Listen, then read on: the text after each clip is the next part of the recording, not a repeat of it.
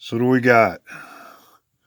Looks like 14 degrees on the outside and 39, 38 on the inside.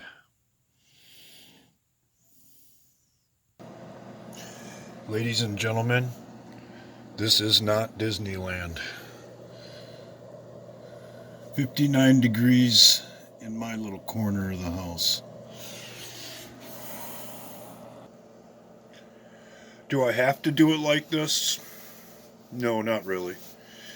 But winter came a little early this year, and I'm a little concerned that the wood pile isn't quite deep enough. So I'm going to tough it out until regular wood burning season gets here before I start chipping away at the wood pile.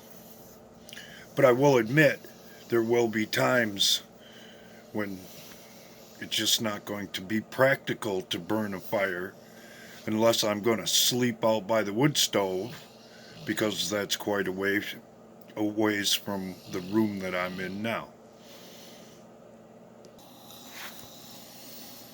And at times, it does seem like this room ain't big enough for the both of us.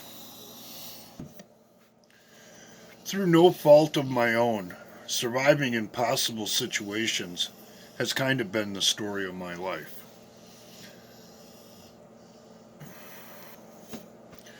Yes, this winter will be cold and it will be uncomfortable, but me and my little friend will survive because we're willing to acknowledge what it's going to be like before we go into it. Or at least I am. My little friend came with a fur coat and I don't give a shit attitude, so one way or another, she'll be just fine. Ain't that right, little friend?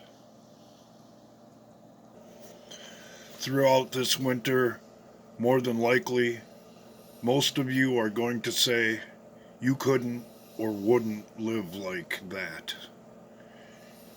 And I'm here to tell you, if you're not willing to take an interest in your freedom, your rights, and what goes on around you as far as the attack that goes on to them right now, you may have no choice. Because, as I'm sure a lot of you are figuring out by now, no matter where you live in this country, unless it's on the very southern fringes of Texas or the coast in California, you will be subject to the cold in one way, shape, or form. And how you handle it could potentially determine your willingness or fitness to survive. And if the bottom falls out of our society, it'll be even worse than that. No power will be the rule of the day. Food shortages, bet your ass on it. Fresh water, maybe, maybe not. Those are the consequences of not paying attention to what goes on governmentally. And it should be fairly obvious by now that we are heading towards chaotic times if things don't change. Here's a little example. A ruling was just made in the Supreme Court today that if someone is injured or killed with an item, let's say it's this deodorant container, the maker or distributor is liable for that death. In other words, if you were killed by this particular object, you could sue the company and Procter and Gamble, its parent company.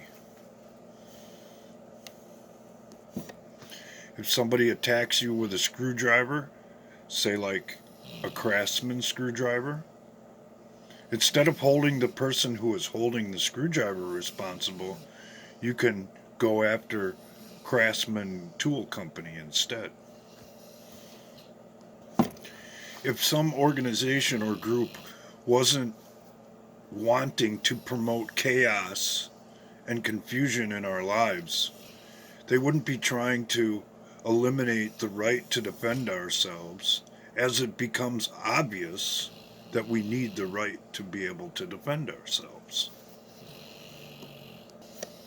And this particular ruling today by the Supreme Court could potentially cripple manufacturing in this country, not only in a certain area,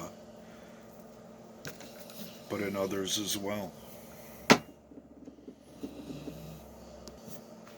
Sound ridiculous? Well, hell yeah, it does.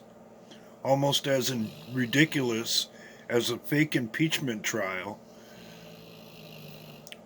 carried out by the Democrats to keep and deflect blame from themselves and their own corruption. I would encourage all of you to watch this shift show very carefully as it unfolds starting tomorrow. And bear in mind what they have to hide, what they have to lose, and what the consequences are for treason in this country.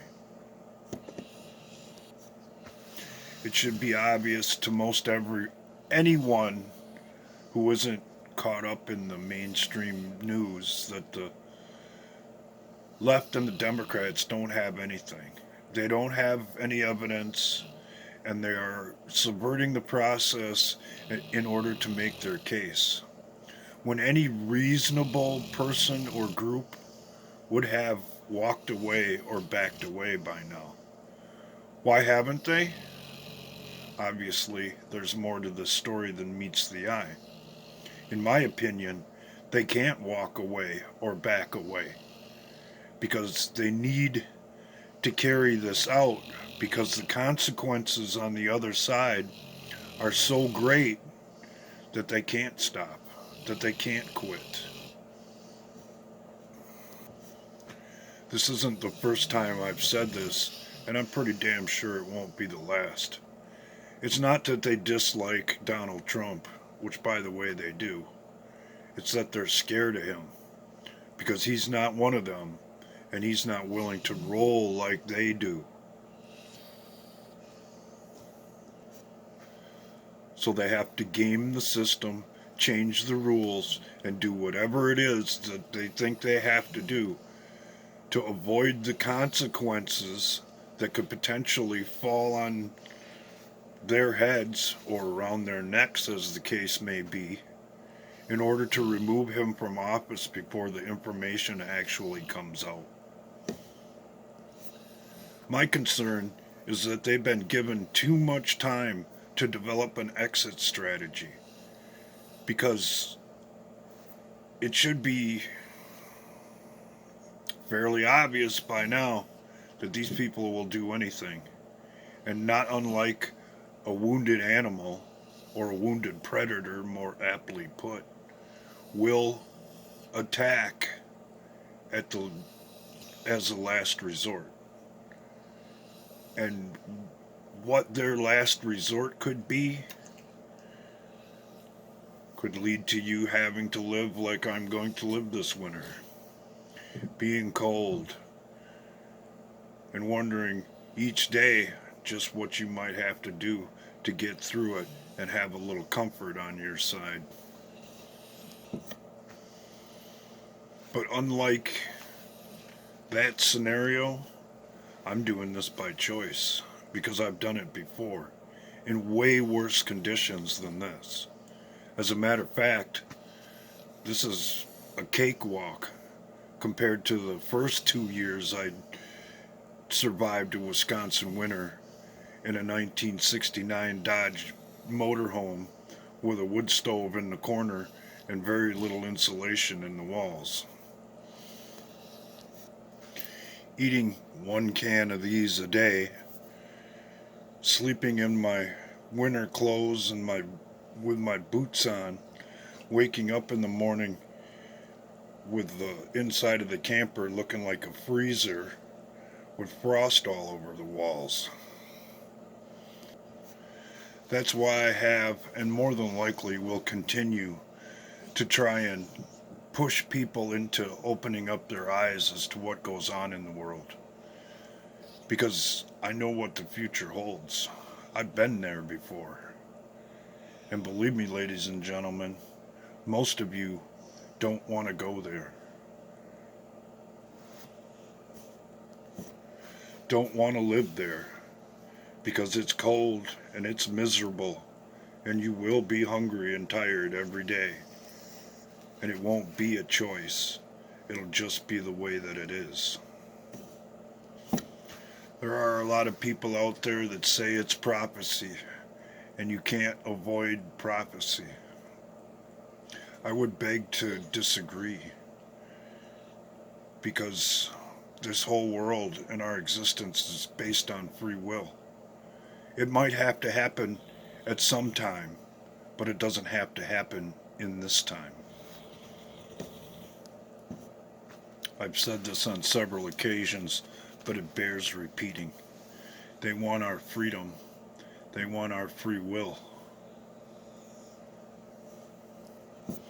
And in doing so, or taking that, they want to take away our rights to defend ourselves so that they can make their agenda possible. And when people look the other way or refuse to get involved, it makes them, the negatives of the world, that much stronger.